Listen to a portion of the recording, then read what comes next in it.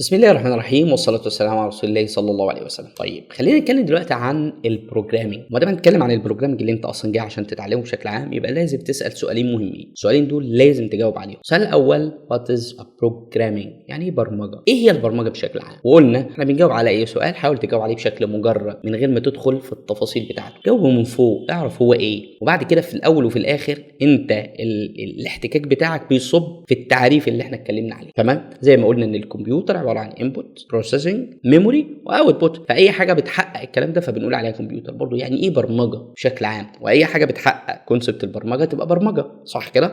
يعني ايه برنامج؟ واي حاجه بتحقق البرنامج فبنقول عليها انها برنامج. تمام؟ ممكن تجاوبني دلوقتي، ولو استنيت وقفت الفيديو لمده ثانيتين 3، لكن انا هجاوبك بشكل عام. ايه هي البرمجه بشكل مختصر مفيد جدا جدا؟ ويعني ايه بروجرام؟ البرمجه باختصار ان انا اخلي حاجه تعمل اوتوميشن او تعمل لها اوتوميشن او تنفذ او تطلع حاجه بشكل انا ما بتدخلش فيه. يعني اي تول او اي حاجه بتنفذ شويه معلومات، لما اقولهم لها طبعا لازم انا اكون عامل ست للمعلومات دي بتحقق او بتفولو الكونسبت الاساسي بتاع البرمجه. هي دي البرمجه بشكل عام. زي ايه عشان المثال يبقى واضح معاك؟ مثلا لو انت واخوك موجودين في البيت، فانت بتقول لاخوك لو بابا جه عرفني علشان انا محتاجه في حاجه مهمه. ركز اهو، انت ما عملتش حاجه، انت اديت لاخوك شويه معلومات، قلت له لو بابا جه عرفني عشان انا محتاجه في موضوع مهم. فانت هتعمل ايه اول ما تشوف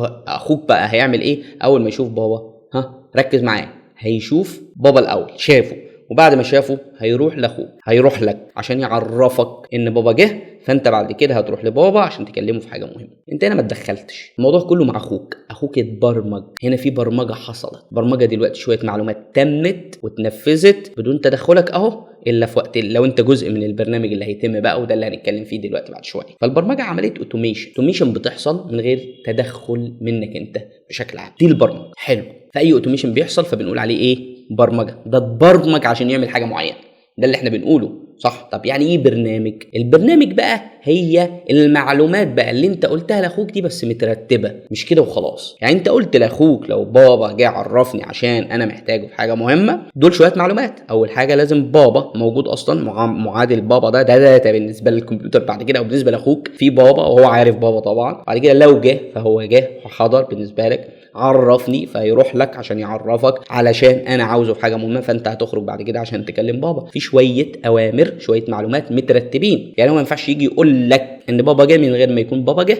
في شرط اساسي لازم يتحقق موجود اهو. شويه المعلومات المترتبين بالترتيب، ترتيب معين عشان يتنفذوا، بنقول عليهم ان هم برنامج. ودي فكره البرمجه والبرنامج باختصار، واتمنى اكون وضحتها لك. بالنسبه بقى للكمبيوتر، احنا كده اتكلمنا بشكل مجرد، ممتاز. لو عايزين نتكلم على الكمبيوتر بقى بياخد الاوامر اللي زي ما انت قلت لاخوك كده، بس بياخدها عن طريق اصفار وحاي. بجد بجد. يعني انت تقدر تعمل برنامج عن طريق كاميرا ومتوصل بكاميرا، لو شاف الوش الفلاني اللي هو وش ابوك، لما يجي يبعت لك انذار، مش هيقول لك طبعا، هو يعرفك بانذار، او يعرفك بانه لو انت مدربه على انه يتكلم يطلع لك يقول لك ابوك جه، روح شوف ابوك. تمام كده؟ تقدر تعمل الكلام ده، تقدر تعمل نفس البرنامج بس عن طريق الاله. بس الاله للاسف، او مش هقول للاسف، هي بتفهمش غير اصفار وحاي. اخوك فاهم اللغه اللي انت بتتكلم بيها، فاهم عربي، فاهم انجليزي، فانت بلغته باللغه، فهو قدر يعمل معالجه للكلام ده لانه فاهم اللغه، ولما البرنامج يتحقق جالك. وهكذا الكمبيوتر هيفهم ازاي. لازم تعرف الكمبيوتر، بس عشان تعرف الكمبيوتر انا جايب لك هنا الفاكم تيوبز عشان اقول لك ان هو ما بيقبلش غير اصفار وحاي. لازم شويه اصفار وحاي يتموا ويدخلوا للكمبيوتر. البرنامج بتاعك لازم يتحول لاصفار وحاي. اصفار وحي دي بنقول عليها الباينري سيستم. ليه باينري سيستم؟ لان باينري معناها ثنائي. باينري معناها ثنائي. طب ليه باينري؟ عشان هم رقمين. يبقى اللغه اللي الكمبيوتر بيتكلم بيها عباره عن رقمين ثنائيين اللي هم الصفر وواحد، او مرور تيار كهربي وعدم مرور تيار كهربي، بنقول عليهم الباينري سيستم. في عندنا الديسيمال سيستم اللي هو بيتكون من 10 ارقام من 0 لحد 9. في عندنا الاوكتال، في عندنا الهكساديسيمال، اوكتال اللي هو 8، في عندنا الهكساديسيمال اللي هو 16. وقيس على كده لو هتضرب معاملات الاثنين، 2 اس 2 اس 3 اس 4 اس 5، القيمه بتاعتهم بنقول عليها الرقم او النظام اللي احنا عاوزين نقول. فالباينري سيستم بالنسبه لنا هو عباره عن رقمين. الكمبيوتر ما بيفهمش غير باينري سيستم، ما بيفهمش غير مجموعه من الاصفار وحيد زي ما انت شايف كده، ودول 8 جنب بعض يدخلوا للبروسيسور، بس تجميعة الاصفار وحيد زي ما قلنا قبل كده. يعني ده 0 1 0 1 0 1 0 1. طب ايه رايك لو خدت 0 0 1 1 0 0 1 1؟ دي معلومه ثانيه. طب 0 1 0 1 1 0 0 1 دي معلومه ثالثه، وهكذا. فالتجميع من الاصفار والوحايد كل ما يدخلوا على الكمبيوتر كل ما يكونوا عباره عن امر معين بيعمله الكمبيوتر بيعمله. طيب انا لا يمكن هحفظ الاصفار وحيد، لا يمكن هعرف اتكلم مع الكمبيوتر بلغته. لا انا هعرف احفظ اصفار وحيد. تعال اوريك، ترجم لي ده، ترجم لي شويه الاصفار وحيد دول اللي انت شايفهم دول. عارف ترجمهم يبقى انت جامد جدا. لا يمكن تعرف ترجمهم ولا يمكن حد يحفظهم. الكمبيوتر ما يفهمش غير مجموعه الاصفار وحيد. ركز هتلاقيهم 8 اصفار جنب بعض او 8 وحيد واصفار جنب بعض، 8 بعد كده 8 وهكذا. دول بيدخلوا كده، اعتبر ان هم بيدخلوا للترتيب، بس بيدخلوا بسرعه رهيبه مش زيك انت، فاهمني؟ بيدخلوا بسرعه جدا. الكمبيوتر بقى بيعرف يعمل معالجه لمجموعه الاصفار وحيد دي بسرعه بتتقاس بالنانو.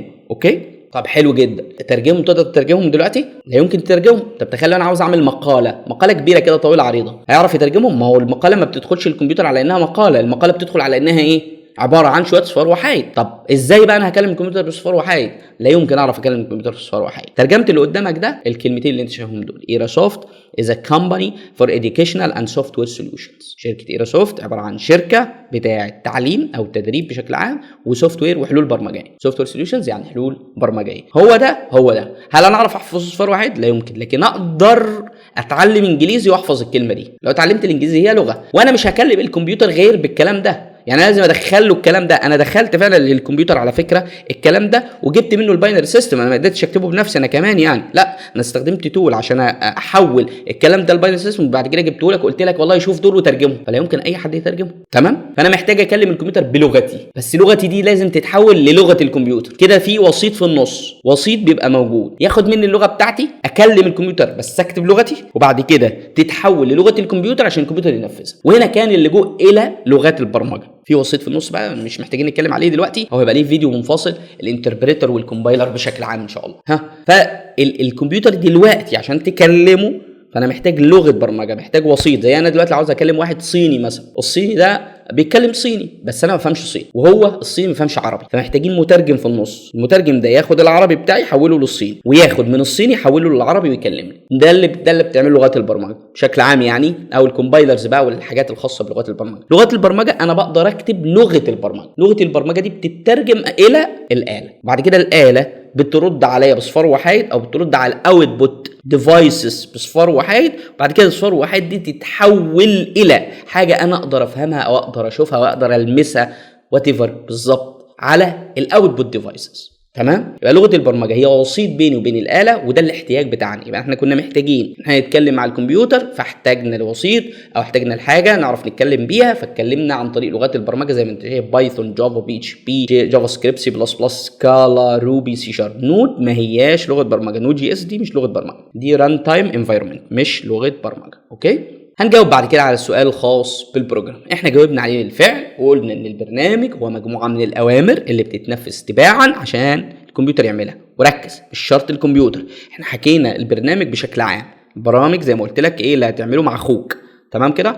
بس بالنسبه للكمبيوتر هي مجموعه من الاوامر اللي بتتكتب زي كده. ده برنامج موجود مكتوب بلغه اسمها سي بلس بلس علشان يتنفذ. البرنامج اللي قدامك ده برنامج معمول بلغه برمجه اللي هي عندي سي بلس بلس، كتبت بيها البرنامج ده بيتحول لصفار وحيد عشان يدخل للكمبيوتر، وبعد كده يطلع لي على اوتبوت ديفايسز. الاوتبوت ديفايس دي ممكن يكون الشاشه السوداء اللي انت بتشوفها الجماعه الهاكرز بيستخدموها بتاع كلام زي كده. فهي بالنسبه لنا برضو عباره عن اوتبوت، عباره عن حاجه بتطلع على الشاشه. بقى بالنسبه لنا هي شاشه في السكرين بتاعتنا عشان اشوف الريزلت بتاعتنا. هتظهر عندنا مشكله تانية هنتكلم عليها ان شاء الله في الفيديو القادم. اشوفكم على خير، سلام عليكم ورحمه الله وبركاته.